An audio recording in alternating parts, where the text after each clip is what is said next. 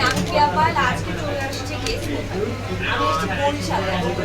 আমি প্রথমবার বরিশালে খুব এক্সাইটেড ছিলাম, প্রথমত বরিশাল এবং তারপর এক্সাইটেড হচ্ছে টেকনো ইনফেস্টকে কেন্দ্র করে এত দারুণ সব গিফট দিচ্ছে, যেগুলো আমার মনে হচ্ছে যে না বরিশাল আরও কয়েকটা দিন থেকে গিফট আমি একা নিয়ে চলতে পারি।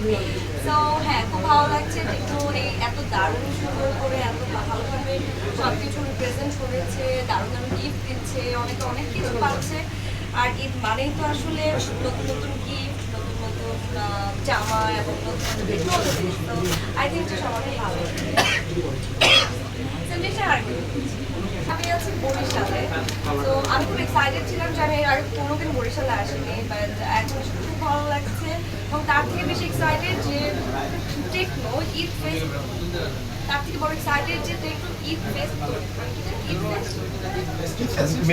টেকনো রেখেছে ঈদ ফেস্ট, তার থেকে বড় এক্সাইটেড যে টেকনো রেখেছে ঈদ ফেস্ট। এবং ঈদকে কেন্দ্র করে টেকনো কিন্তু অনেক অনেক অনেক গিফট দিচ্ছে।